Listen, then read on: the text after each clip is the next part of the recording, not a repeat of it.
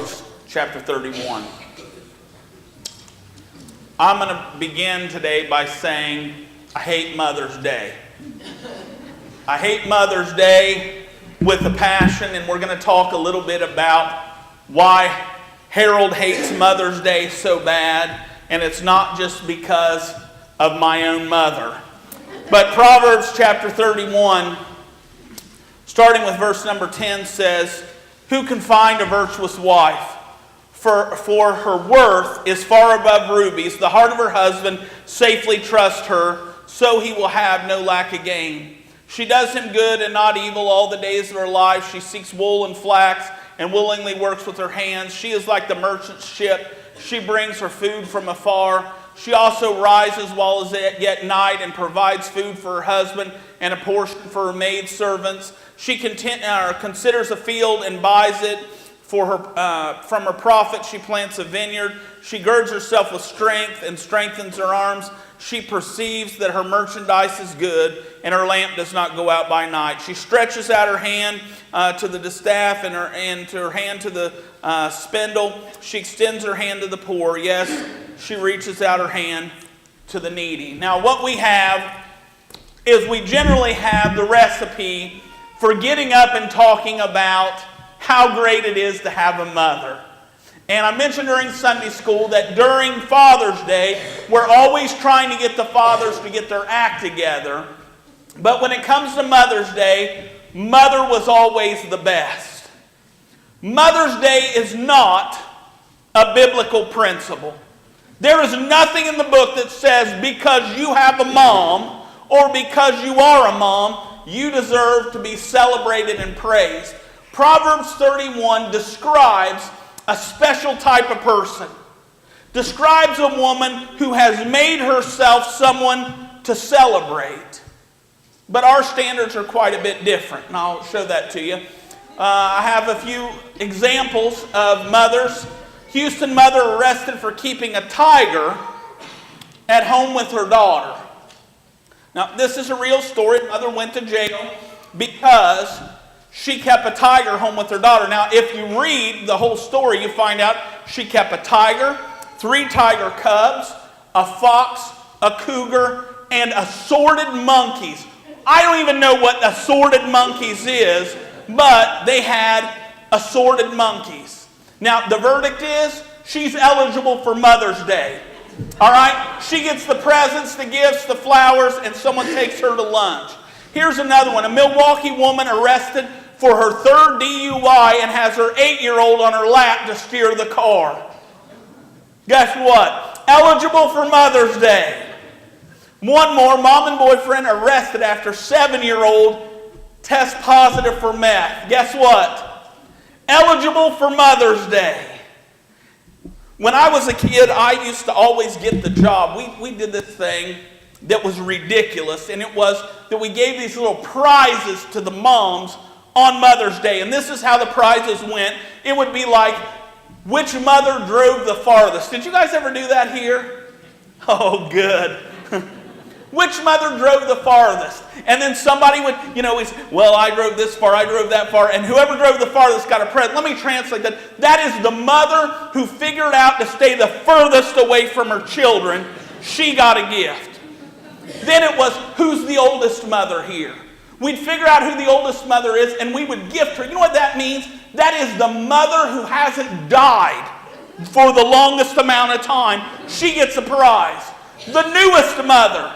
Usually pretty easy to figure out who the newest mother is, and we're going to give her a gift because it's the mother who hasn't lived the longest. And then we have the mother with the most children. That's the mother who probably should be committed to a mental institution. And we're going to give her just a little gift bag with who knows what in it. This is the day that we have decided, Woodrow Wilson decided that we were going to celebrate moms on Mother's Day, and this is when we were going to do it, and it was this blanket thing. And I'm going to tell you today, I don't think you should celebrate Mother's Day. I don't think you should buy her a gift, take her to lunch, give her flowers, unless she is the mother that we read about in Proverbs 31. If she's not, she's a bum of a mother, and just let her buy her own lunch, all right? This lady that we read about in Proverbs 31, she's valuable. She's worth something. This is God's plan. This is when he looked down at Adam in the garden and said it's not good for man to be alone. And he makes Eve to be his helper.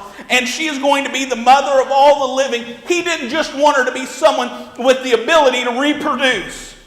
He wanted her to be someone who could be a mother, someone who could lead somebody towards God. And we see in her life she failed and she succeeded at that. Our world is in desperate need of mothers to be mothers, women to be women, men to be men, children to be children, for us to play our role. Now, look at what Proverbs 31 says. Proverbs 31 and verse 10 says, "Who can find a virtuous wife?" Some of your translations will say a virtuous woman. "For her worth is far above rubies.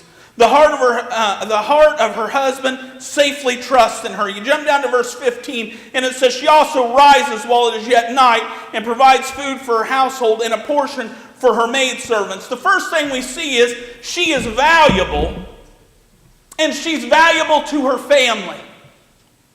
Now, when I got on the other day and I thought I'm going to give some examples of really bad mothers, and the first thing that popped up when I started to search was the tiger one. I love the tiger one.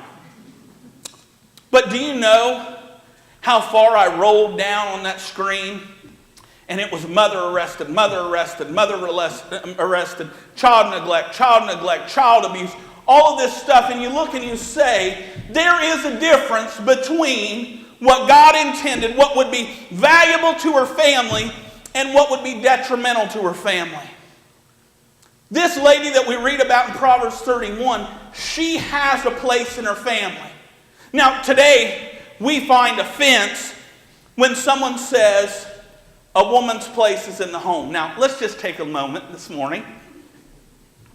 And if you believe it, let's say it. I'm going to count to 3, and you say it. 1, 2, 3. A woman's place is in the home. I have never seen such enthusiasm in my entire life. Because a woman's place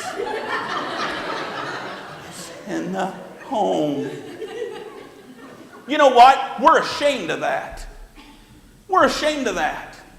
If you read through the Bible, you will find out that there is no greater task that a mother has in her children. There's no greater task that a father has for his children either. But we've been so affected by the world that we don't want to admit that that's job number 1.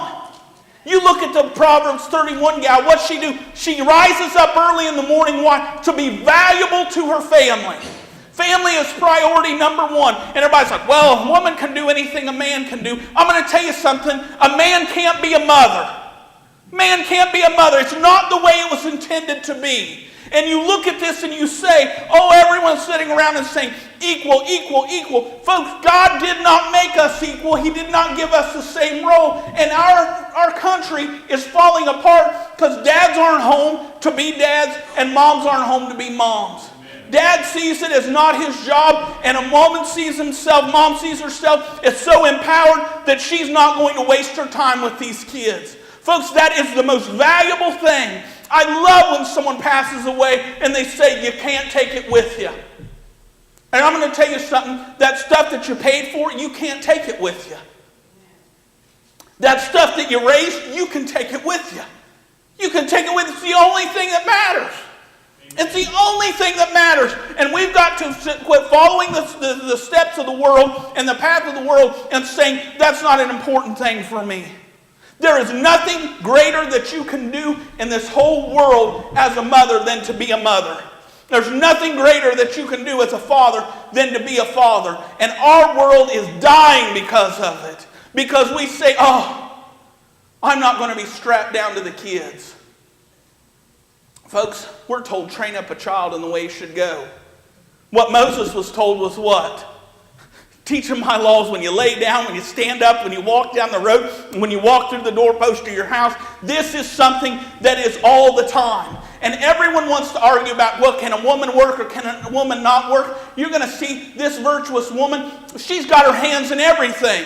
She's planting a vineyard. She's buying a field. She's making her fat. She's doing all kinds of stuff. But priority number one is that she gets up and she makes herself valuable to her family. My mom has had an illustrious career of selling Avon. All right? You guys know how much you hate that. You can just buy some Skin So Soft just to get the crazy gal off the front porch, you know.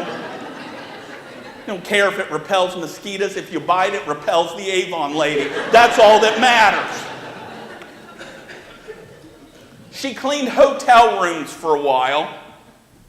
And she also had about a 6-month stint working at Burger King because she found out that cuss words actually have a meaning, and she came home and couldn't go back to work anymore. My mom has dabbled at everything. She calls me about once a week and says, let's start a home-based business. And I said, I don't live in your home, and we don't know how to do anything.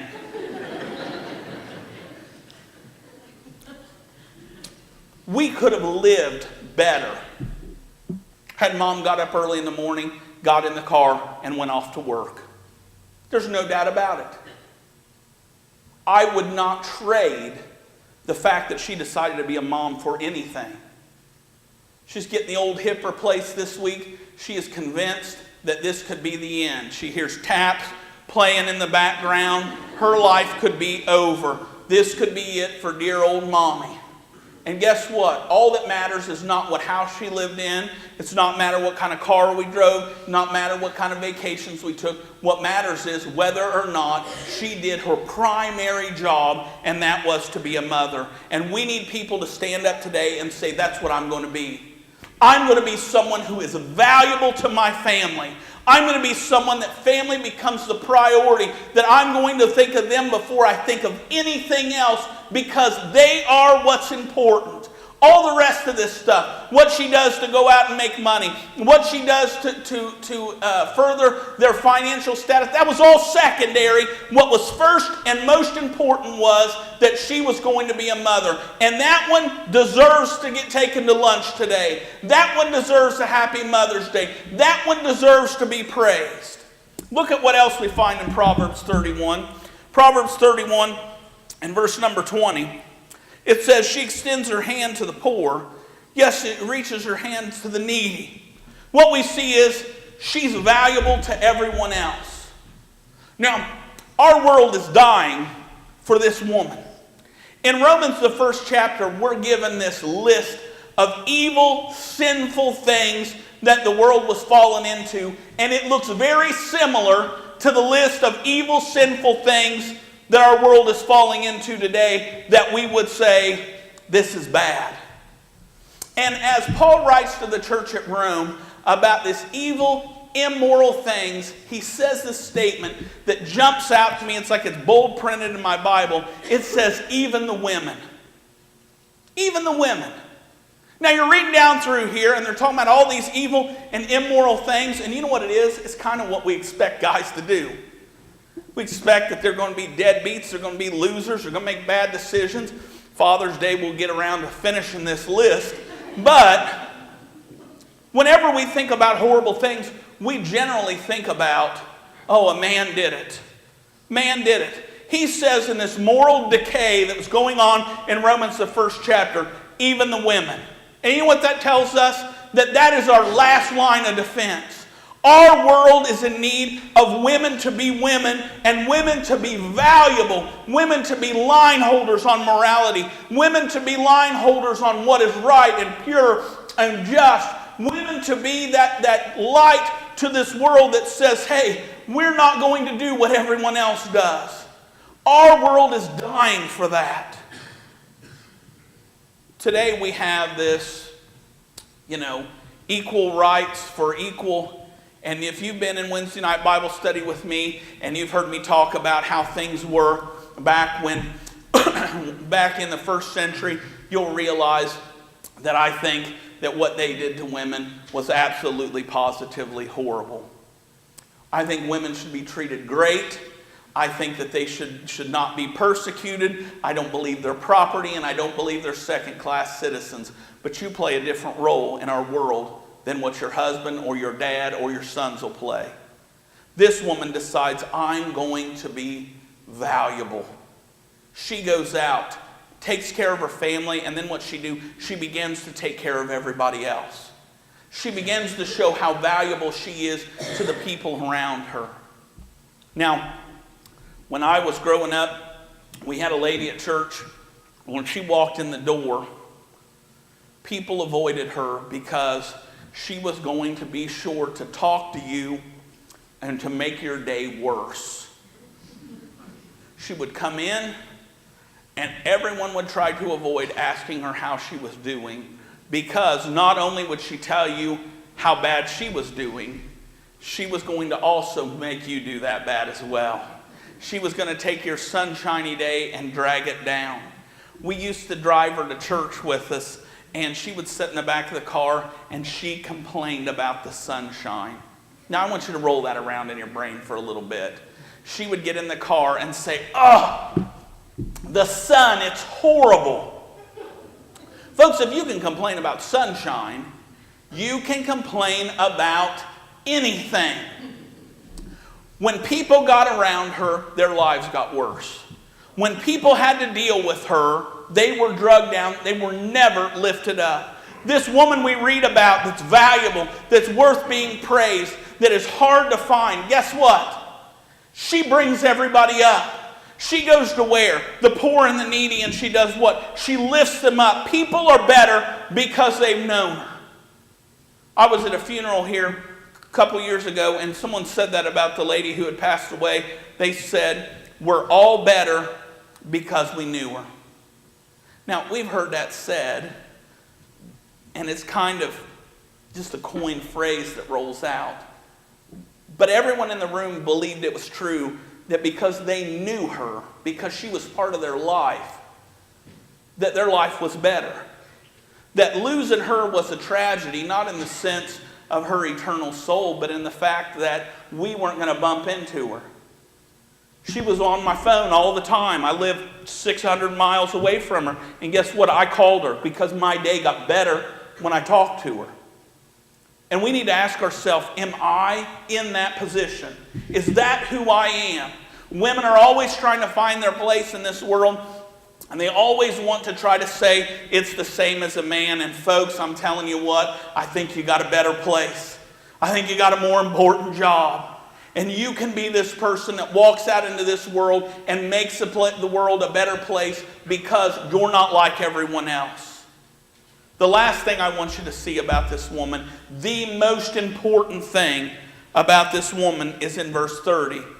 It says, charm is deceitful and beauty is passing, but a woman who fears the Lord, she shall be praised.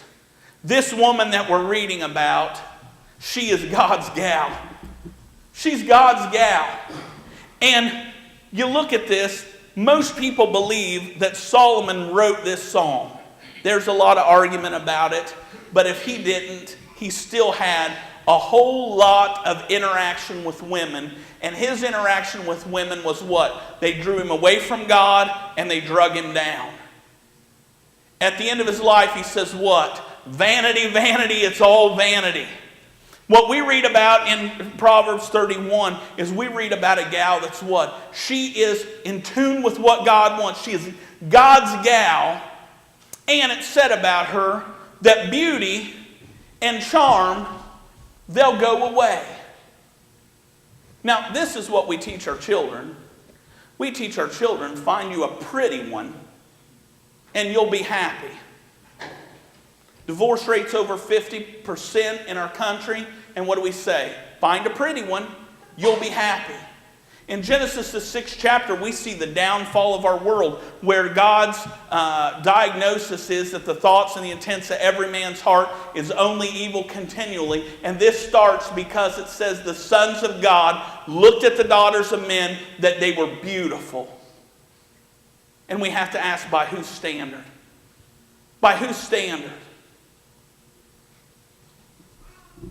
I look at this and I say, you know what? pretty gal don't stay a pretty gal. Not on the outside. One of my favorite things is for someone, Rebecca took the picture down, probably for my sake. I love for people to come into our house and they would point at a picture on the wall and say, "Who's that?" And guess who it was? It was me. Skinny me, dark-headed me, no wrinkles, no double chin, no sweater vest, no gray hair. When I think about myself, that's who I see. The other day I pulled up out to the park to tell the kids something, and the kids from the youth group were down there playing ball. And I love baseball. Oh my goodness, you have no idea. And somebody said, "Come out and play." Well, I came out and played. I have my glove in my van. All right? I got my glove, I got out, and I went out to play. I love it. I know how to do it. And I can't do it anymore.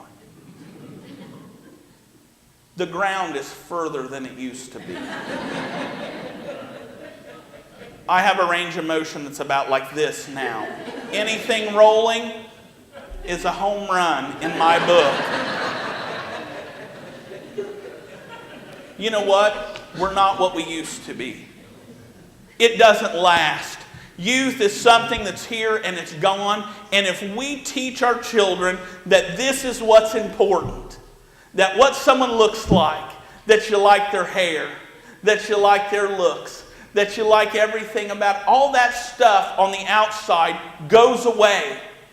But we find out what is really beautiful, what is really important, what we need to see as very valuable is a woman that fears the Lord. It says she should be praised. She's the one that ought to get the Mother's Day. She's the one that ought to have lunch. She's the one that we ought to celebrate because she is being who God intended her to be. We were put here for a reason, and for a man, it is to be a godly man, and for a woman, it's to be a godly woman. This woman is a godly woman, and guess what Solomon's saying? After I've had all these wives, all these concubines, I've come to this conclusion that a woman that fears the Lord, she's the one that's valuable. Today, some of you got up and got yourself all dolled up. I'm not in a politically correct society. If you come in and you look nice, I'll say, "You look nice." If you come in and you don't look nice, I'll say, "Good morning, glad you're here." That's just the way it goes. Now you're trying to remember what I said to you today. I just say hi to Mark. That's all he's ever got. Whatever you did to get yourself gussied up to come out here today, to make the outside look good, is secondary to what the inside ought to look like. That's what's important. That's absolutely, positively what we need to see is important. Today the question is, who are you going to be? Proverbs 31, what we read, starts out by saying, who can find her? Who can find her? And I hope the answer for some of you is my husband can find her. My children can find her. My relatives can find her. The people that are around me, they can find this gal. But if they can't find her, you need to find her. And if you're here today and you're not a Christian, you are missing the most important part of being this woman that we read about in Proverbs 31, and that is to be someone who fears the Lord. If you fear the Lord, if He is important to you, if you love Him, Jesus says, you'll keep my commandments. Today you're going to get some gifts, some lunch, some hugs, some cards, all of that stuff. The real question is, are you going to deserve it? Are you going to be the mother that this world needs, the wife this world needs, the daughter that this world needs? Jesus said, if you love me, you'll keep my commandments. And Jesus said, he that believeth and is baptized shall be saved. Let's stand, let's sing our closing song.